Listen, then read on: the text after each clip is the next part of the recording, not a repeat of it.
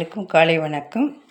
எனது யூடியூப் சேனலில் தினமும் தோன்றியது என் தந்தை இறையன்பு ஐயா அவர்களுடைய அந்த குறும்படங்கள் அவர் பார்த்ததை பற்றி எழுதியதை நான் தினமும் இங்கே பகிர்ந்து கொண்டிருக்கிறேன். இது உங்களுக்காக. தாத்தா நீண்ட தமிழ் குறும்படம் எஸ். ராஜா என்பவர் இயக்கியது. வயோதிகர் ஒருவர் வயல்களை நேசிக்கும் மனம் படைத்தவர். ஊருக்கு வெளியே நெடுஞ்சாலையில் அறையில் இருக்கும் தேநீர் கடைக்கு செல்கிறார். அப்பொழுது நெடுஞ்சாலையோரம் சின்ன தாய்க்குட்டி முணுமுணுக்கும் ஒலி கேட்கிறது. அதை எடுத்து வருகிறார், கொஞ்சுகிறார், வீட்டுக்கு கொண்டு வருகிறார். அதை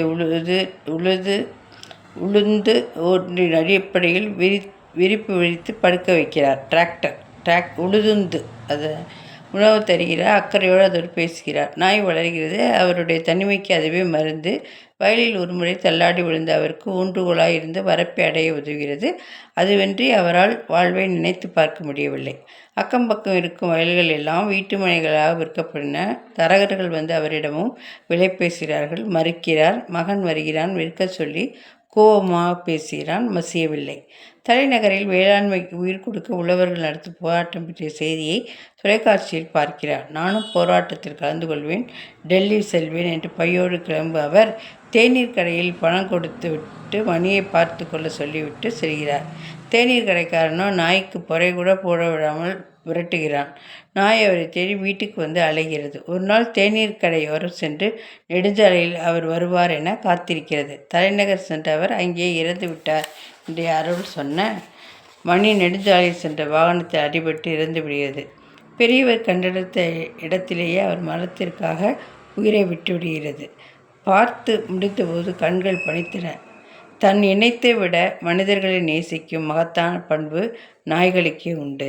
அதனால தான் நாய் நன்றி உள்ளது அப்படின்னு சொல்கிறோன்னா அதுக்கான காரணம் அந்த மனதில் நமக்கு அந்த உப்பிட்டவரை உள்ளளவும் நினை அப்படிங்கிற அந்த எண்ணம் அந்த நாய்க்கு இருக்கிறது. தன்னை காப்பாற்றி அந்த தாத்தா இதான அதே இடத்துலையே அதுவும் இறந்து விடுகிறது என்று கேட்கும் பொழுதே இவ்வளவு மன கஷ்டமாக இருந்தால் பார்க்கும் பொழுது எப்படி இருந்திருக்கும். அந்த குறும்படத்தை பற்றி இங்கே மிக அழகாக எழுதியிருக்கிறார். குறும்படங்கள் உண்மையிலேயே நமது மனதையும் தெளிவுபடுத்தவும், மனதை சில நிமிடங்களிலேயே மணி நேரத்திலேயே அரை மணி நேரம் 1 மணி நேரத்திலேயே ஆழ்ந்த அர்த்தத்தை கூறிவிடுகிறது. இது போல் நிறைய நல்ல நல்ல தகவல்களை நான் தினமும் சொல்லி வருகிறேன். தயவுசெய்து கேட்டு எனது சேனலை சப்ஸ்கிரைப் செய்து லைக் செய்து பகிரவும். நன்றி.